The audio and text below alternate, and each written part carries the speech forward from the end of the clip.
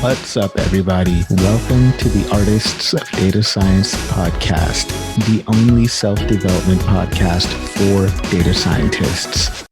Our guest today has been passionate about information and data for over 15 years, and he's on a mission to make data reliable, discoverable, and ready to power analytics.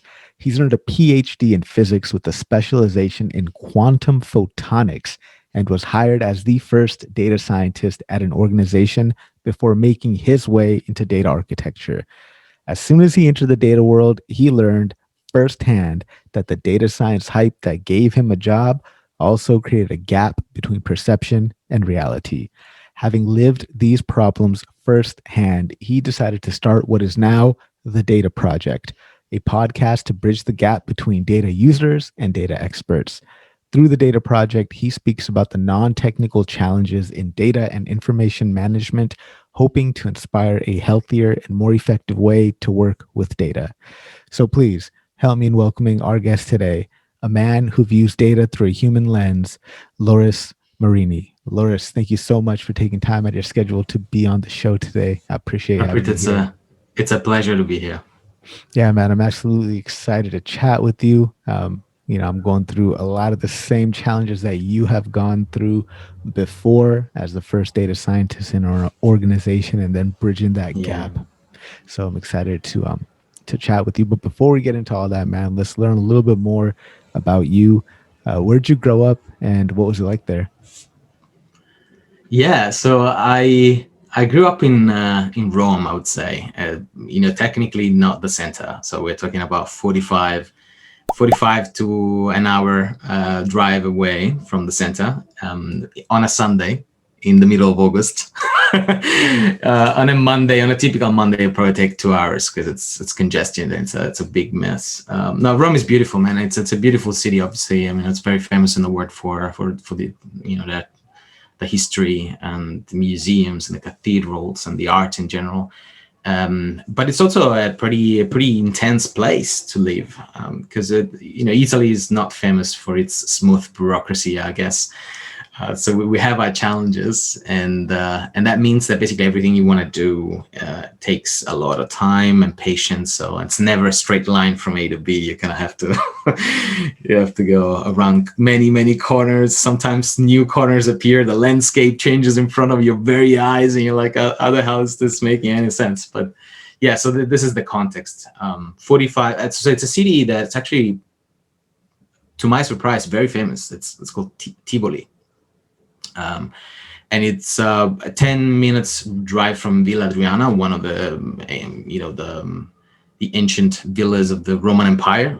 Adriano the Emperor used to live there, and I literally my family house is like 5 minutes walk from the ruins of this old emperor. The place is beautiful, but you would expect something, you walk in Villa Adriana and find, something that resembles a villa, but it's actually just a big piece of land because it's been so much from, time, I guess, took its toll, and now they're really just a bunch of ruins. Yeah, man, Italy is beautiful. I've been to Rome once many years ago. It was probably like 2008. That was the first and only time I went to Rome. But I did drop some coins in the Treviso fountain, so I guess that I'm due back at some point in life. But yeah, I love Rome. I love Italy. The Mediterranean in general is that region is absolutely beautiful. I love it there. So yeah. So what the heck is quantum photonics, and how'd you get into that? That's a good question. Quantum photonics is the study of light and how light interacts with matter, and because it's at the small scale, and because we're interested in very feeble light sources and very, very tiny pieces of matter, it gains the word quantum, meaning that it just follows a whole bunch of very unintuitive properties that you wouldn't find in the macroscopic world.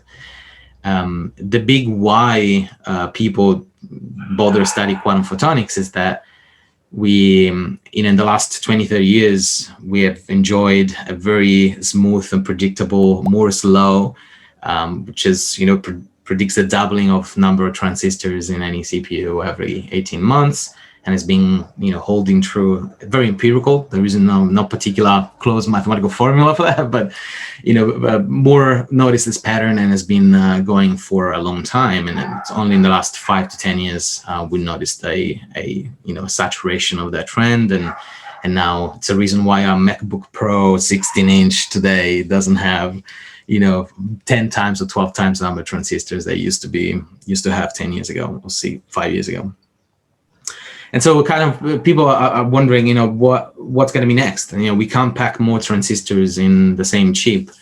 What else is there? And luckily for us, in the 60s and 70s, the scientific community, particularly the theoreticians, developed a framework to try and understand quantum mechanics, the behavior of electrons, of protons, of photons, of phonons. So these are all very scientific names to mean very, very tiny perturbations. Like a phonon is a perturbation in vibration. So the smallest amount of vibration you can think of, below which there is nothing, that's called a phonon.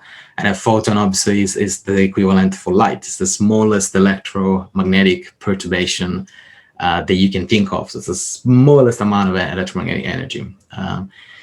The same as the electron is the smallest element in terms of positive and negative charges. And so all these smallest building blocks, they come together and they exhibit very interesting properties. For example, a famous one is teleportation, or another big one is the spooky action at a distance. There's a very famous paper of Einstein that was published a few years before he died. He was trying to understand how the heck is possible that you take two particles, you make them interact in some way, and then you bring them at an infinite distance one from the other. And there are certain conditions under which you can, if you change the state of one, say you flip it or you mirror it, the other one does the opposite and the complementary flip by itself, no matter how far they are. And so he couldn't understand this, and so he was trying. Yeah, it's mind blowing. Yeah, and, man, that stuff is crazy. It gets weird when you start getting at that really, really small level, right? Like that. I was interviewing Max Frenzel, who's also a physicist. He's currently based out of Japan, and he's doing research in like quantum something. And dynamics, yeah. Yeah, he was looking at how to build the smallest engine possible, and I was like, dude, this stuff is so cool. So, I mean, how'd you go from like this awesome, crazy physics stuff into data science? Yeah, it just happened by chance, like most things in life, right? As much as we like to plan, there's a whole bunch of quantum randomness. I was having a beer with a friend towards the year 3 of my PhD, and I was in the middle of writing my thesis, basically, or I was studying writing my thesis, and I had an interest in machine learning because before my PhD, I did some research here in the uni with the group of Branka Vucetic in telecom electrical engineering, they call it here, but it was really information engineering. I was looking at applying reinforcement learning to the problem of minimizing latency in a cellular network. So you get a bunch of phones, and there's some popular content. You can imagine a library of 100 very popular files, and the question is, can we cache those files, and how should we cache it? Which files should go where, so that the overall network experience is the fastest service possible? And it turns out to be one of those the mathematicians call non-polynomial hard problems, which means that you can't really, you can't solve it with a brute force approach. You have to come up with another way. So the optimal solution is out of reach, and all you can do is hope to find the closest suboptimal to the optimal in a reasonable amount of time. So it was interesting. Like I basically looked at the literature, and I found this paper that was suggesting to approach the problem as a game theory problem and deploy a bunch of individual actors or players. They call it learning automata. Terrible name, very unmarketable. But the idea is that you got these nodes and they take actions. They look at the environment, and based on what they see and what they feel, they make a choice. They say, I'm gonna cache these files. And then as everybody does this and everybody listens to everyone else, if the system agrees on rewards and penalties, the idea is that the whole latency will go down. And so you'll reach something that's very close to the optimal in a super short amount of time by distributing sort of the responsibility of finding the best combination to a whole bunch of individuals. That's super, super fascinating. That's wow.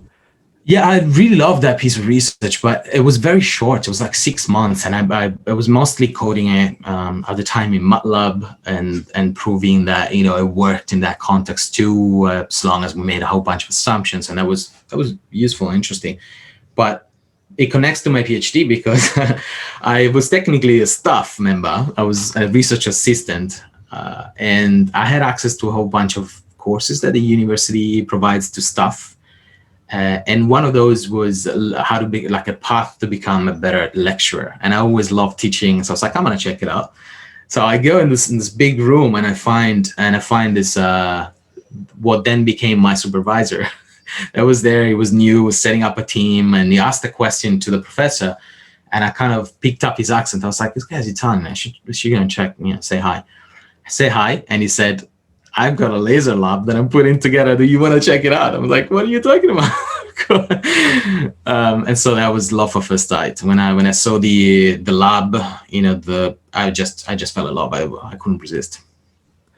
Man, and then so that's kind of your entry into just going from hardcore physics and research, went to data science and doing data science type of work, and then eventually you were hired as the first data scientist at an organization. So talk to us about that experience and how did that experience, I guess, lead you into the data project? Yeah, so it was a very direct entry line. Like there wasn't a position that the company didn't advertise for a data scientist. They probably didn't even know that they needed somebody to look at the data and do something with it. It was this friend of mine, back to the famous beer that I mentioned at the beginning. We were having this chat about my PhD and this problem of reinforcement learning, and he got super interested. He was at the time the lead developer. He was working on an internal project to improve the way the data was stored. So it was distributed system kind of work. Very interesting. So when I say distributed, like I guess that was the keyword that resonated with him, and said we should talk. So I invited him over for a beer. Before I knew, I had a conversation with the CEO and the CTO, and they were like, "Sounds like we should give this a go." But it was very unstructured. So I was brought in as, you're gonna help us figure out how we can what can we monetize? How can we extract value from our data? But there was absolutely no plan whatsoever. There was no inventory. There was no. Yeah, it was very very random. I'm sure that many people resonate with that situation, and it was also the 2017. I guess is the peak of the hype, at least, or maybe not the peak. We were coming down, but still strong enough here in Sydney or in Australia, I guess, to be strong enough that when the CEO looked at what I'd done in the past and looked at what they wanted to do in the future, he saw an opportunity and said, you should come in. So for that, I'm grateful, because it was a fantastic experience. I learned a lot, but it didn't come without challenges. Yeah, so let's talk about some of those challenges, man, because that's the interesting stuff, right? Because I mean, I was kind of hired on the same premise, and I'm still absolutely love my company, love my job, but it was the same kind of thing that you're talking about. Like, oh, we've got a possible idea to do something, and then you do that, and then all of a sudden you start looking around at the rest of the data they have in the organization. You're like, oh my god, this is everywhere. Like, I don't know how to do anything with this. Yeah. So when you talk about the gaps between reality and expectation, like what did that look like when you were venturing out as a first data scientist? Yeah. So I think there's many gaps actually. I would decompose it at least in two parts. Well, the first is a high level. So trying to trying to understand what the company really wants to do and map that to the data that they already have, and then venture into the process of, okay, now that we know exactly what we want to do. Say you want to build a recommendation system, then you start looking at the problem with that pair, with those lenses. I need to find anomalies. So you might look into a log database. In that case, we were using Elasticsearch, and try to understand how that correlates with the actual app. This case was a MarTech company, so really a SaaS company, so that I had access to a lot of data. So the data volume wasn't a problem. They were right. The data was there. What wasn't there was the connection between the data and the user. How does when you drag and drop a shape, we had this concept, still Autopilot still has it, of a canvas that you can bring shapes and build a graph, really a piece of logic for your marketing campaign. So be that, trigger an email or react to when somebody fills in a form on a website. Very interesting stuff. But and it all made sense in the heads of the developers, of the designers, people that were deep into the product. But when you come in from the outside and you're looking at this picture, the first question is, once you understand the strategy, that's what we want to do. We want to build a recommendation engine. The immediate next step is, okay, how does that, where is the data? And then once you find it, how does that data connect to the actual app, to that drag and drop experience, to the state machine, really? That it surely is there, but it's rarely documented, particularly in startups. So there was a lot of context building, a lot of dumb questions that I had to ask to people that looked at me and said, this is obvious, why don't you just read this repository? So sometimes I would get back a link to a GitHub repo or an issue that was open where somebody detailed the logic of that portion of the system, starting from an issue that somebody else had. So long scrolls until it's really time consuming when you don't have any inventory, a curator, almost a trustee, a la Doug Lunny of data, right? Somebody that knows where things sit and how they connect together and can connect the business to the data. And so kind of in that environment, in that, doing that work, you somehow managed to find your way into data architecture. So talk about that transition. What was that transition like? What made you be like, oh my God, I need to put the data science down, pick up the data architect stuff? Yeah, it's a fantastic question. It was just pure need, really. Like we when those first problems are solved, you typically find yourself in front of an R notebook or a Jupyter notebook. I was working in Python at the time, and I had a sample of the data set. I had my model, and I had an output. And I remember 3 months in, we had the proof of concept. We had the system. It was working. It was giving us the type of predictions that we wanted. It was easy to understand. So that interpretation box was ticked, and the CPO was happy. The CTO ecstatic, like we've got it. Now we can go and change the world. And what was missing was the deployment and the data ops side. So how do you go from a thing that works in Jupyter to a thing that can serve 20,000 paying customers with minimal latency? So all the engineering bit.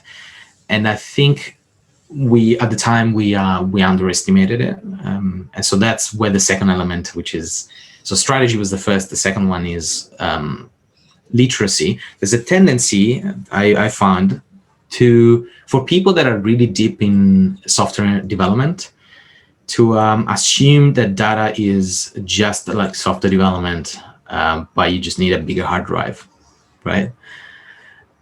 And that's all that changes. And I think this is wrong. It's dangerous. It's very hard to change the mentality, because I see why you would make that logical connection. But data is not software development, and there are intrinsic challenges. And one of the immediate things that pop up is the monitoring that you have to do to guarantee a certain performance for the algorithm, because everything shifts. The input data moves over time. And if the model doesn't adapt to those changes, you're gonna get wrong predictions or a behavior that is suboptimal. And you might not know that, but eventually, the users will feel it. And what's worse of a messy system is an invisible, undiscoverable mess. So it's all nice and good to be agile and go for the low-hanging fruit. That's very important in any change management project. And this was a change management, really, because it's a new function for the business. It's a new way of thinking. But you've got to think big picture as well. So that's where the architecture came in. It was a need to say, we should take a step back. Now we know we've got something valuable. Let's see what is the best way we can deploy it. What is the infrastructure that we need to make sure that we're not going to be awake at 3 a.m. responding to a ping DOM notification because a server is down, or because the insights are not there, the cache didn't load properly or didn't refresh properly. And so all of these very practical engineering concerns. So speaking of engineering, dumb question here, because even I'm a bit shaky on the definitions here. Like, what is the difference between data engineer and a data architect? Yeah, I don't think there is a universally accepted definition of the two. But the way that I think it is,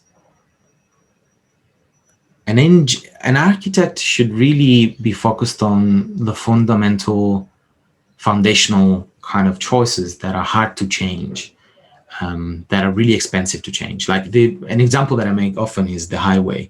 If you're building a new highway to connect two cities, you will have to make a bunch of decisions, like how many lanes, how wide should the lane be? If you're designing an exit, what's the curve radius of the exit? Are you gonna turn 90 degrees in 100 meters or in a kilometer? Those are foundational questions. Once you decide that, the skeleton, you can't just change it quickly. You can just make an exit to 200 meters long instead of a kilometer long. You have to redesign the road. You have to rebuild the systems around it. So changes are really expensive. Engineering is more concerned about how, once you know what the skeleton looks like, how do you optimize it? How do you make sure that systems run smoothly, reliably? And so, yeah, that's my view. I'm curious about your definition. How do you see the difference between?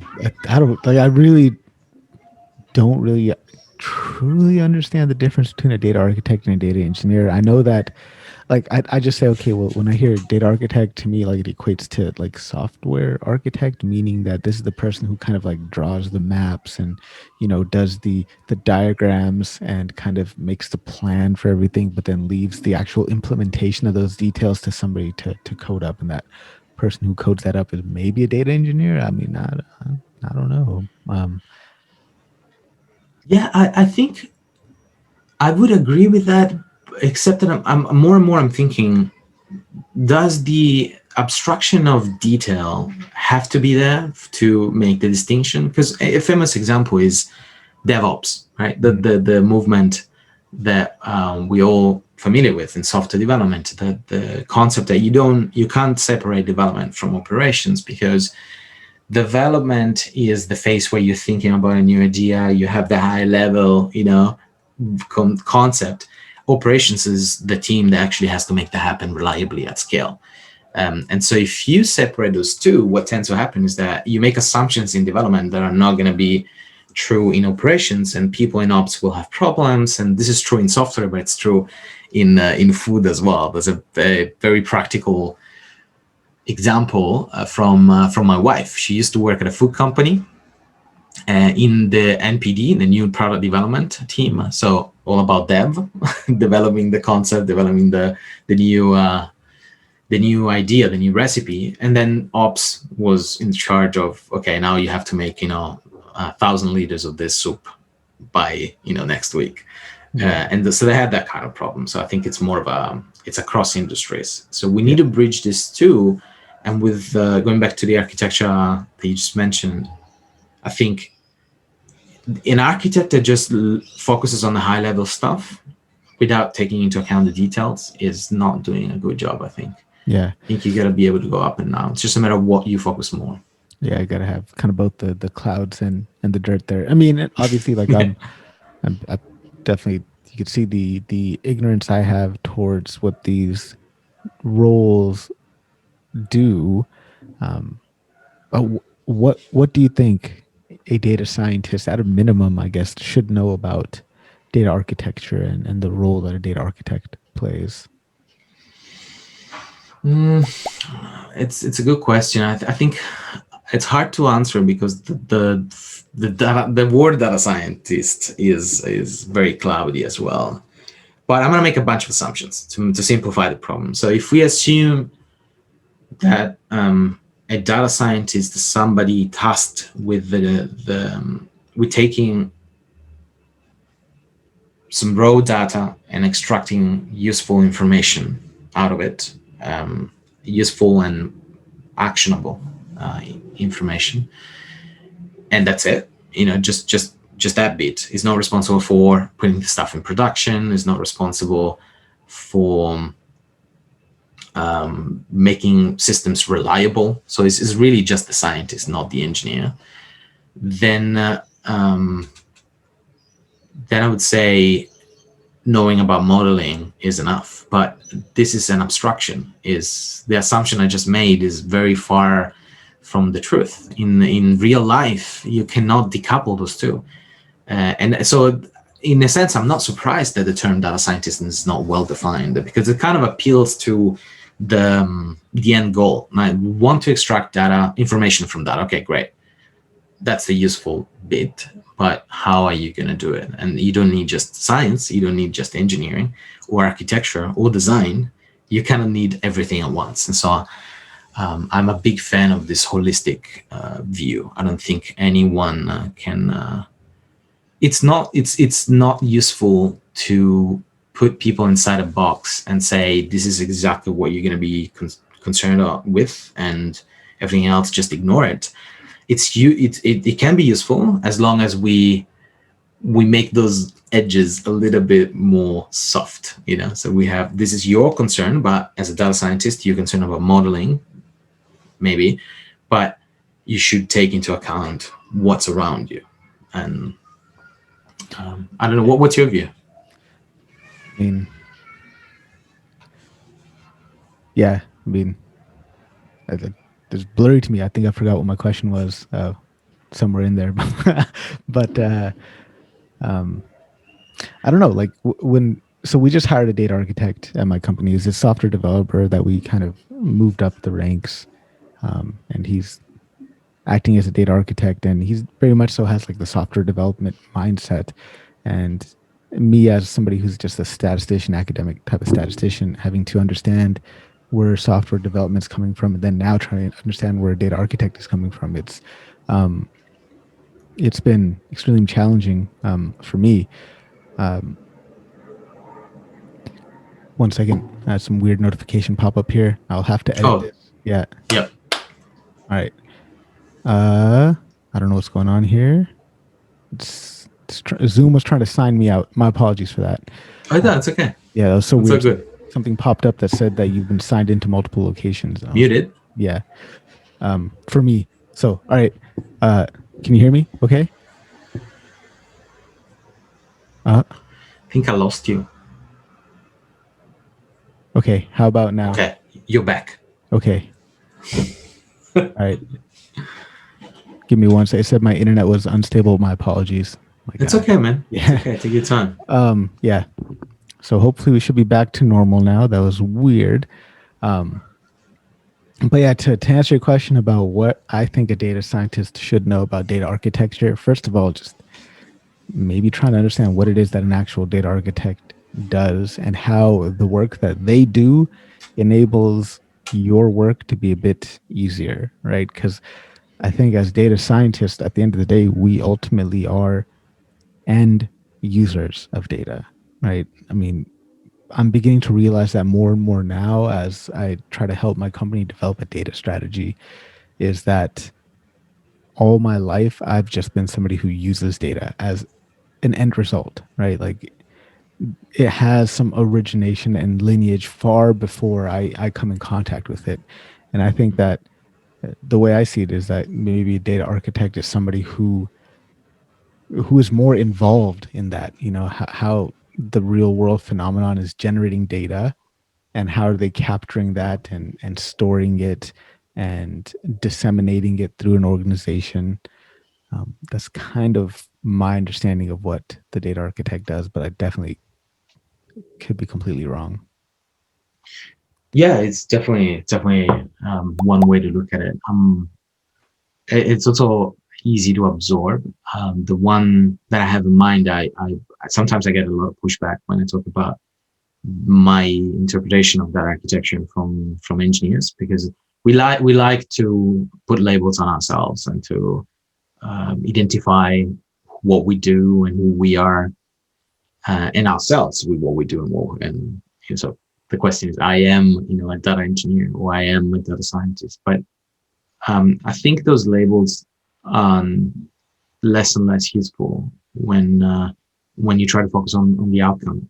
We all really all in this together, right? We want to use data to allow somebody to make a more informed decision at some point, whether it's the ultimate paying customer or somebody internally. So if that's the goal, there isn't really. It's not helpful to put ourselves in boxes. I guess that's what I'm trying to say. Yeah, I like And that. that are, yeah. The soft edges that you're talking about, and that really just talks about your human centric kind of approach to data. I like that. Yeah, I think it's necessary approach. We need to be flexible and learn to take different perspectives. Doesn't mean that we have to, one person has to do everything, because it's unrealistic. That's not what I'm saying. But I'm saying that it's useful to learn our brains to absorb and actually wear a different perspective, a different view. Because it can be eye-opening, it can be very insightful to start thinking like a data architect, even if you are just in the visualization team, right? Because they ask questions that may be helpful for you too. So thinking about the connections, the dependency between systems. If I make a change here, how many systems will be impacted? That impact analysis is something that's useful whether you are putting together a dashboard or you're designing a data warehouse or a an ETL system. I think it just applies across the pipeline. So talk to us a bit about the data project, that the podcast and kind of like the initiative that you're starting with the data project. Is it in an attempt to kind of help soften these edges that you're talking about and help blur the lines between these different identities that we box ourselves into, and just help us all realize that we're here at the end of the day to make someone's life easier with data? Talk to us a little bit about that. If I got your mission like right, or was I just? It's the perfect description. I don't think I can describe it better than you just did. Yes, it's exactly that. It's the realization that we need, it's an assumption, it's an untested assumption. The data project is an experiment, but it comes from the idea that if we know what it feels like to be the other box, we can make choices in our day-to-day that will improve the overall fluency of the system, so that we can go literally from the raw log in the database to an impact to an actual human being, not only faster, but in a way that's more sustainable, that makes us happy to go to work, that makes us proud of what we do, and feel part of a bigger system, that we don't have to fight with the architect, we don't have to fight with the data owner because the data is mine and it's not yours, and you don't have visibility. There are challenges in any organization, but I dream of a world where no matter who you are in data, no matter where you are in the pipeline, you can add value quickly because you understand your place in the bigger system. Yeah, I like that. I mean, just you think of yourself as part of the system, not just, you know, separate from the actual system itself, kind of. One note that I like to add here is that I when I started, I was hired as a data scientist, I suppose, but and there was really a big difference in average salary between an analyst and a scientist. I don't think that's helpful, to be honest. I might, yeah, No, no. it really isn't, because it reinforces this idea that you are up, that you have a higher status as a scientist. Maybe you have a PhD, maybe you've done some science or some research. And so that makes you a smarter person. I hate that. I'm trying to really decompose that message, just saying, look, we all matter. We are all part of this, and we need one another. I can't do data science well if the data is not reliable, if it's not trusted, if it's not connected to the business via metadata, via a data management program that touches anyone. And so it's really a change of mindset from you can add value as a team in isolation to, well, no, really, data is the common denominator to everything we do. Whether we like it or not, everything we do generates data. And when you touch data, you touch inevitably finance, marketing, operations. So we need to think more globally. 100% agree with that, man. I don't like this, okay, so data science in general, the field is a broad umbrella category. There is a lot that goes under this umbrella of data science. Like, yes, there's the classical title data scientist, but a data analyst is also in data science. Business intelligence person is also in data science. Yes. Data engineer is also in data science. Data architect is in data science. Like, I don't know why it has become a status hierarchy game and why they have turned this data science profession into this like just status signaling with the title. And people are like, oh, I'm just a data analyst. No, I'm just a data analyst. I can't do, like, nah, man, like, just people who, I feel like people who are constantly like making these type of infographics about data scientists versus data analyst or whatever, uh, they're creating divisions, and maybe they're just trying to status signal themselves like, oh, I'm a data scientist. And it's like, dude, all right, well, data scientist means a lot of things like you're just talking about, right? Like, I'm a data scientist, yeah, but I'm primarily a statistician, like, first and foremost. Like, you talk about deep learning reinforcement, I don't know how to do any of that shit. Right? So Yeah, yeah, exactly. it's just turns into a status game, which fundamentally do not like playing those type of games. It's not useful. Yeah. Yeah.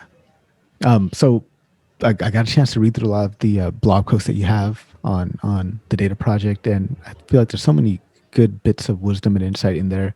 I'd love to get a little bit into that. There's a post that you're talking about the difference between data, information, knowledge, and strategy. Talk to us Mm-hmm. about that. What's the difference between these? How does data, information, and knowledge play into a strategy? Yeah, I mean, this is when I wrote it a year and a half ago, I thought there was something, kind of new to it. But as I started reading around blogs, I realized that it's many people have expressed very similar ideas, and I guess that's just the reality of everything we do. But the idea is that data is useless when you don't act on it. That's the premise. And acting, the acting per se, really is not the right word, because you can always act on a piece of data. You look at, you take any data set, you make a simple aggregation like count by a categorical variable, and you've got an insight already that tells you the distribution of number of records per SKU or per item price tag or whatever. So you can always do something with it, but that's not what we want to do. We don't just want to act on it. We want to act in the best possible way, and best possible way means to align our action, our next steps, to what the business wants to achieve ultimately. So you can't really decouple anything we do in data from the business. And so going back to that separation, the seeing data as a specialized function, as somebody that sits in a team and is disconnected from a business, is not useful. And the article is trying to explain that, but it's trying to get at the bottom of that. Perhaps it's a little bit more philosophical. It's because my background is information theory. But if you look at it, data is just a way to measure the world around us. It's it's what results from the act of observing. So we observe and we collect a trace of what we see. From that trace, we need to extract information, and that means to learn new things that we didn't know before. So if you look at the definition, the strict mathematical definition of information, information is entropy, is a measurement of how much we can predict the state of the system. So if I was to open a book and read always the same word over and over and over until the end of the book, that would be a very boring read. It will contain very little information, because as soon as I read the first word, I know exactly what the book is going to be about. It's just the same word over and over. Whereas a book that, and this is obviously an example, it doesn't apply 100%, but it's a concept to explain what information is, right? If the book uses a whole bunch of different words and different concepts, sentences are not all one-liners, but some are long periods, some short periods, my ability to predict what I'm going to read next goes down. And that means the book is giving me a lot of information, is surprising me in a way. And if you look at it, and as I'm sure you know, many of the algorithms that we use in classification are based on information theory of looking at the data set and understand what the entropy, literally the entropy, looks like. Regression, like classification trees or random forests, I suppose, are a good example of that. And so if you look at it, the difference between data and information this way, the next step is, okay, once you've been surprised, once you've read something that you weren't expecting before, so you acquired information, then what do you do with it? So there's still that extra step, and that requires to understand the context around the decision. So I changed my mind a little bit, because I used to, coming from a background on information theory and telecommunications, it was just about machines, right? You got a satellite up there, 40,000 kilometers, you got an antenna on the ground, and 96 different beams radiating power at each other. And you're tasked with the how do I design the system so that I can transfer as much information from A to B as possible. But in real life, when we work with data, there are no machines, there are humans, and you can't segment and isolate a piece of work from the bigger context in which the business operates. And that's the challenge that I'm really excited about, is connecting the dots, is making sure that when we act on a piece of data to extract information, we know how that's going to be used. So I'm really talking about design, and I'm a big fan of the work that Brian O'Neill is doing. I'm a big fan of his podcast as well. That really enriched my understanding of what design is. A lot of people think it's all about aesthetics and making things that are pleasant to see, but it's not. Design is about asking the question, how are you going to use it? Let's try to make it as useful as possible. What's the name of that podcast by Brian O'Neill? Experiencing data. Or data. Yeah. Experiencing data. Yeah. I'll definitely have to check that one out. Hopefully I can talk to the guy, get him on the show one of these days. But I like that. I really that to me makes really intuitive sense, right? There's a real world, right? The real world exists. As a byproduct of observing the real world, we are able to collect data. But to go from data to information, it's data by itself is just like raw rows and whatever, right? Like for example, you gave an example about a book. Like data in itself could be me just going through and going through every book in my library here, just cataloging the book's color, the book's genre, and the length of pages in each book. And I just have one row for every one of that's just data in itself. But that in itself isn't really useful. It's when I start creating information and start doing aggregations with that and start saying, okay, well, you got a bunch of books. The average page count is this. Your most read genre is this, so on and so forth. Right? So is that kind of what you meant? Yes, and the first part that you mentioned is the one that I think is more was more challenging from an organization perspective, because as a data scientist, if you have the right data set and a very specific question and you know what you're doing, you can get an answer, very quickly. So that in itself is I see it as a single node type of challenge. You have one person that knows what they're doing, they have the right ingredients, and they can come up with a useful output. But it's never like that in reality. Getting that list of books in a real organization is very, very hard. And as data scientists, or let's say folks with an interest in modeling and statistics, we tend to assume that companies have that shit together and they have that inventory. There is a librarian that we can go and knock and ask for what is what, can we trust it? The problem is that's not true. We're so naive. We're so naive. We're so naive. We're so behind. The whole information as an asset is a new concept. I'm a big fan of Doug Lenny, and I'm reading his book now, Photonics, and I find it extremely insightful because he literally takes all the stuff that I knew about information from an engineering and mathematical and statistical standpoint, and he sprinkles on top the economics bit, right? So how do you monetize it? How do you think about that as an asset? What does it even mean? Information is an asset. What does it mean? And he has this systematic approach and says, look, information is not depletable. It doesn't. You can have as many information people as possible simultaneously consuming the same amount of information. Once you have it, it scales inherently. It's not like oil. It's not like electricity. It's in that sense is renewable. Yeah, and zero marginal cost of consumption, of replication, of use, and what have you, right? Yeah, exactly. Obviously, there are costs associated with managing it, like getting. The fundamental truth of the universe is that if you don't do anything, entropy is going to still increase, regardless. So that's why we need to pay the electricity bill for keep our food cold. That's what the fridge does. It's trying to reduce heat, right? Lower the temperature, reduce entropy.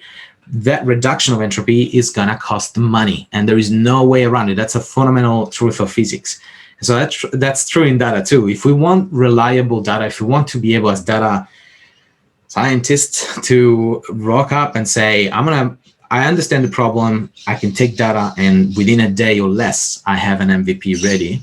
If we want to get to that level of efficiency or fluidity, we need to spend money. We need to spend resources to put order in the chaos. And we need to first start understanding that there is a status of chaos, that we don't really know what exists and who owns it and how is that connected to the rest of the business. So that's where my interest in data management came in after I looked at the modeling, then the architecture, and then I said, okay, we need to go one step lower and start really focusing on the fundamental stuff, which is what I'm trying to do with data foundations.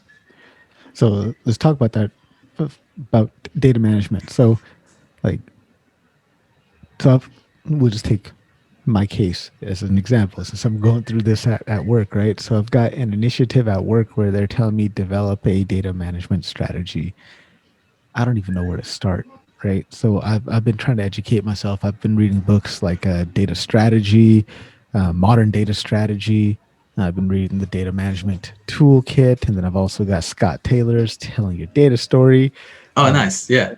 these are all been really helpful books for me to read. But when it comes to actioning it, it's sometimes hard for me to start. Like I can look at all these stakeholder maps and identifying business drivers and things like that, but it's pretty challenging.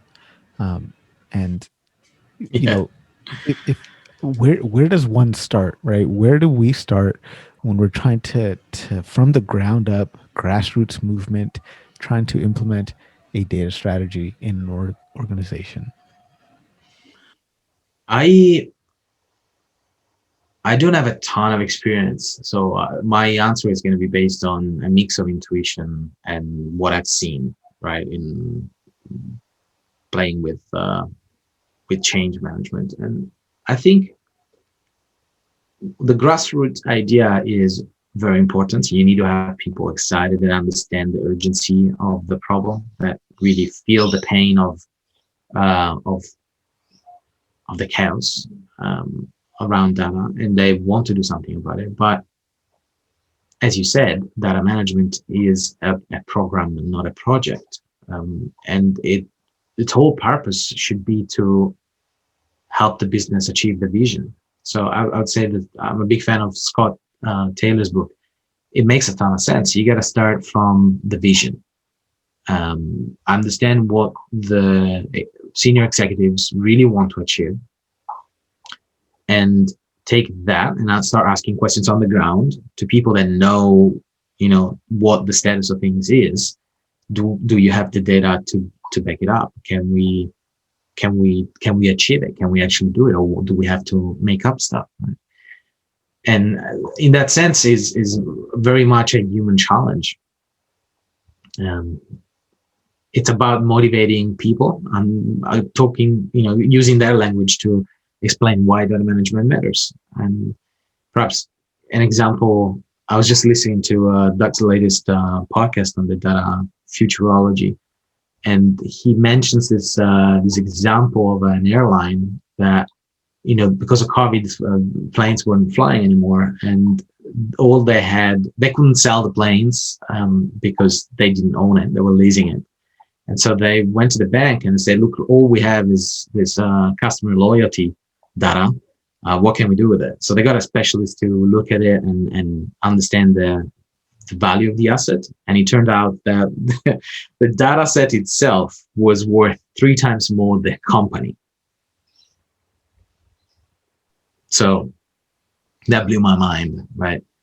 That's what we don't realize. And I get it, because we're not used to think about information as something that we can monetize.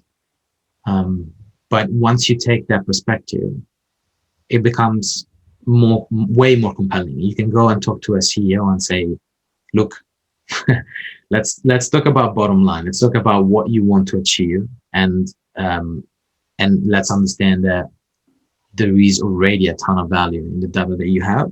You cannot do anything with it because nobody is looking after it. So look after your data, because data encodes a relationship. No matter how you see it, even if you look at 2 machines and just the data that flows between 2 robots, those 2 machines are part of the organization. So they're never in isolation.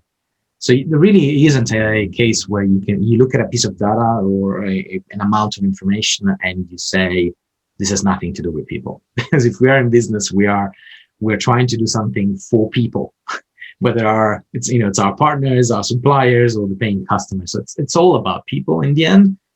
And so caring about data, and here I'm echoing Scott Taylor, I can hear him in my head. Caring about data is caring about relationships. So I think that's a useful angle. To answer your question, how do you actually do it in practice? I don't think anyone has a complete answer to that. I think starting from the vision is useful. And once you've got that strong buy-in from the top,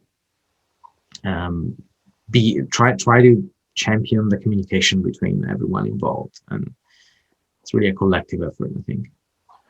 Yeah, yeah, definitely. I mean, that's something that popped in my head as you were talking about that story about the airline who found out that their data is actually worth 3 times more than the company itself. I think that's because the data itself creates opportunities where maybe they did not exist before. So it has potential for you to uncover new opportunities that could be worth monetizing. Whereas having a hangar full of airplanes, that just serves one purpose. You can fly from point A to point B. And that's really the only way you can use that particular asset.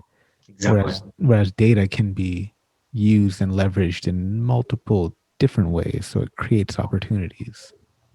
Yeah. So the ground zero here is the literacy part. Like, we need to make a better job as a data community, I think, to educate everyone around the value of data. We have to speak the language of business. If we keep talking about entropy and information, that doesn't resonate with the right people. Me and you, we can have a wonderful conversation about the physics of it all and how that connects with the deepest mysteries of the universe. But ultimately, the world is goes forward based on decisions that are made by 4 or 5 senior executives in a room.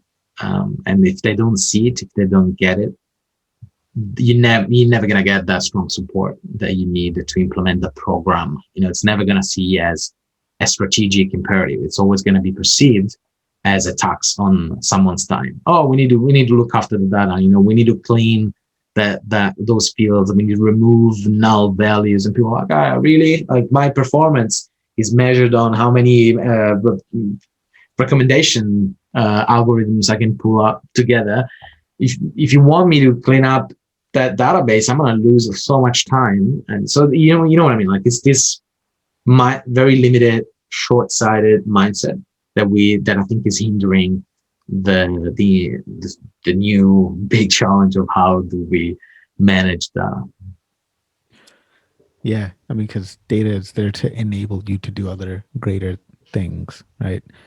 That's been a big thing for me, is educating myself in the other aspect, the business type of aspect of stuff. Because, I mean, to me, coding is fun, doing machine learning is fun, but that's not really what the business actually cares about, right? Yeah, no, they don't. So how do we create a culture then for analytics to thrive in an organization? Let's say we're the first data scientist in an organization. We're coming in, we're just like, oh man, I love code, I love data, I love creating machine learning models. And then you get in and you're trying to do stuff, and then you realize that your hands are tied because there's no infrastructure in place. There's no desire nobody cares about your fancy algorithms and anything like that. How can we start making a culture happen for success? I think it's a fantastic question, and something that keeps me awake at night, to be honest. I'm really battling with this. And I think the more I think about it, the more I realize that the moment when you are inside the organization as the first data scientist is already too late. You gotta act way before that. It's like this huge pre-sale cycle. And I haven't cracked it. I don't have an answer, to be honest. But I think we need to speak more the business language as data enthusiasts, and find those opportunities to talk about business first, and then how data can help the vision that the business has. But we shouldn't shy away from, because one challenge is when you talk to execs, they have very short attention span. They're busy with a billion other things. So the concept of the elevator pitch kind of evolved around the idea that if you're lucky, you get the chance to stand in the same elevator with the decision maker, if you're lucky. and the elevator ride is never more than 60 seconds. And so you got to punch all of that into 60 seconds. I think we should stop thinking about the elevator pitch and more recognize that data is multifaceted, is complex in its nature. And so I'm getting I have mixed feelings when I hear people, oh no, we're making data simple. Yes, you can structure it. I'm all for creating structure and chaos. I'm all for reducing interference and reducing noise. But in a lossless way, we need to be able to communicate the reality of the situation and avoid creating those false expectations, because it's all a matter of, I've seen what it is like when people expect you to be the genius that solves all the problems, and then you're not. It doesn't feel good for you. It's a waste of time for the business, even if it works. And in my case, we made it work, so that was positive. But a happy ending after all. It's an isolated effort. It's not part of a machine. It's not part of this idea of closing the circle, of creating that flywheel of you go one turn and then you go 2 turns and then 4 and then 8. And something that you can do. I mean, data in that sense is the perfect medium to implement that concept of a flywheel, because it's non-depleting. You do things right today and you close that loop once, that stuff is going to be useful for someone else.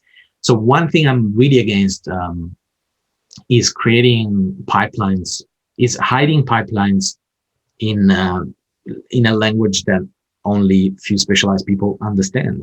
And Python, as much as we love it, and I love it, it still falls in the realm of IT, right? You're a software developer, you're someone that knows how to program, and that excludes immediately a lot of business people.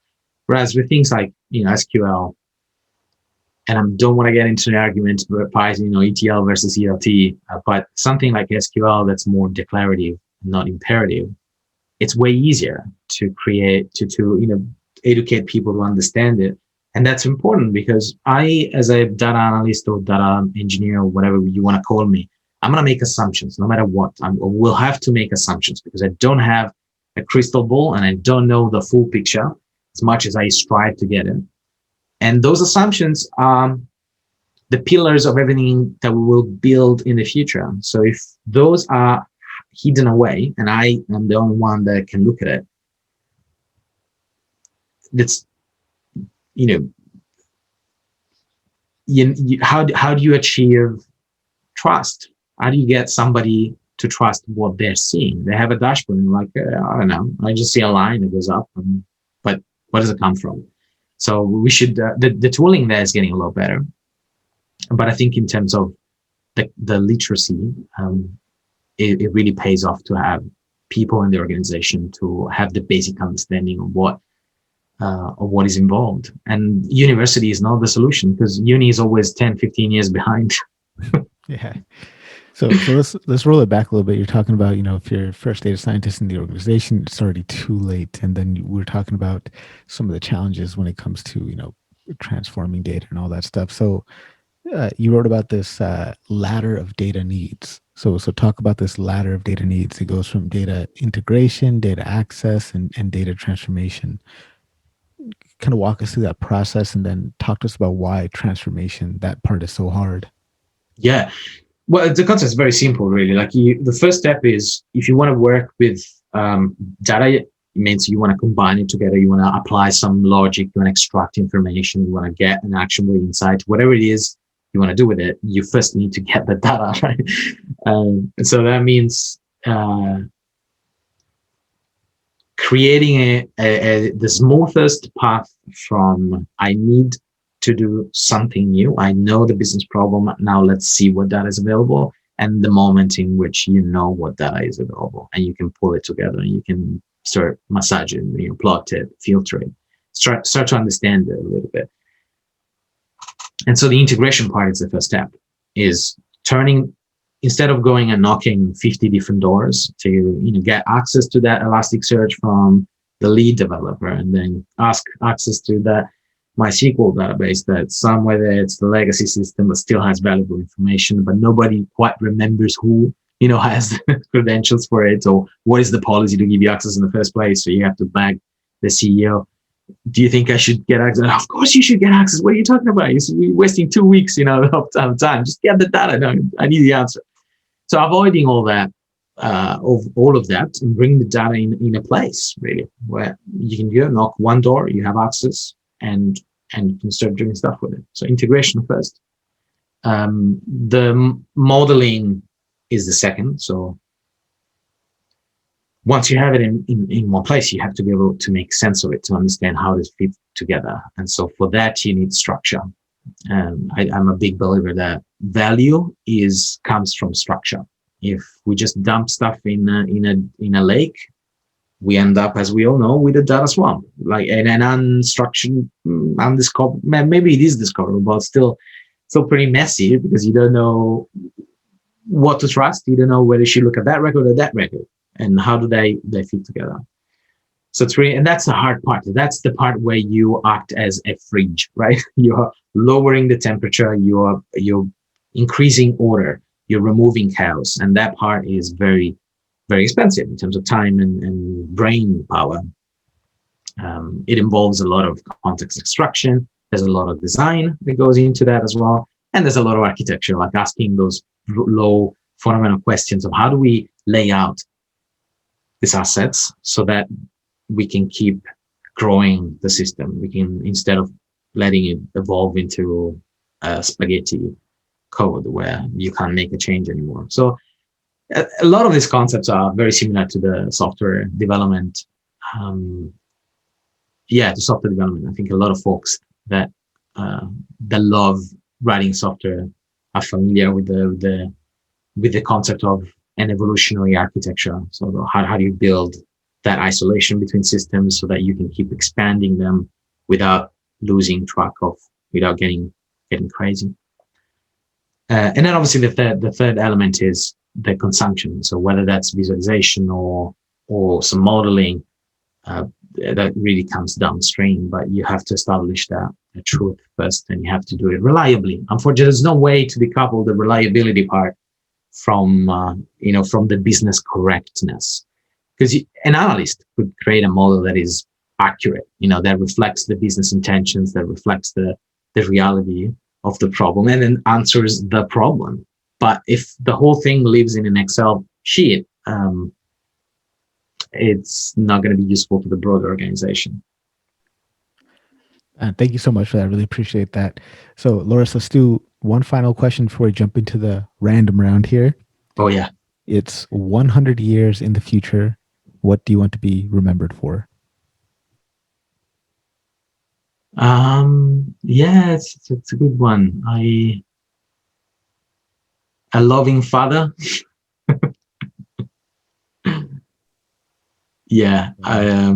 Helper, I suppose, somebody that helped people as much as possible.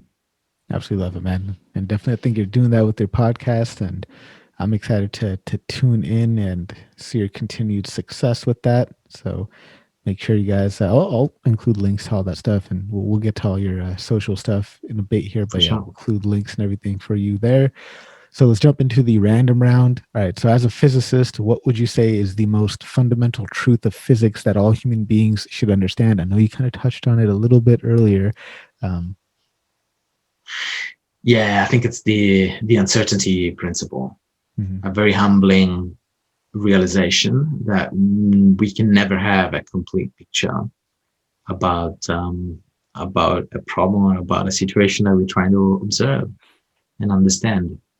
In more like accurate terms, the principle really states that you cannot. There are two quantities that are said to not commute, which is a very strange term in physics. But what it really means is not about traveling from A to B. What it means is that you like position and energy and momentum, energy and time and position.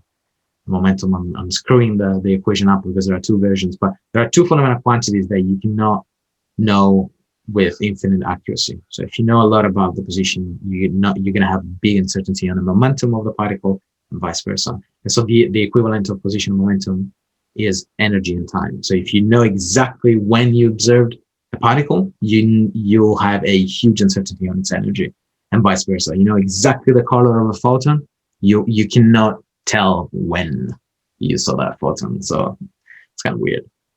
That is interesting. I was going to ask you next, what do you think is the most mysterious aspect of the universe? Would you say that this uncertainty principle is that, or is there a different thing that is more mysterious than that to you? I think non-locality, that stuff that we were talking about, that flipping state on one side and seeing that instantaneously flips on the other.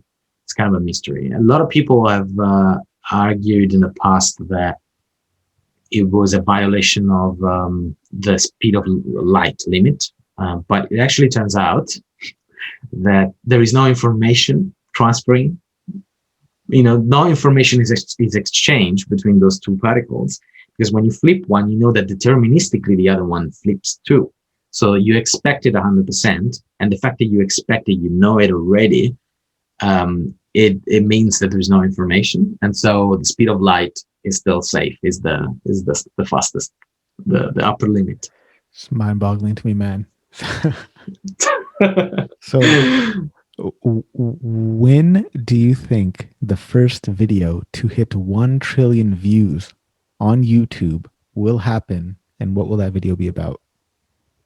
I don't know when it will happen, but I'm sure it's going to be about a cat. That's like the most recurring answer so far to that question. So everybody says some kind of a cat video. I'm gonna just buy a bunch of cats now and start filming them, putting out. Yeah, exactly. That'd be nice on that part of the wall, the white side you have on your left. Yeah, big cat meowing. So, who do people tell you that you look like?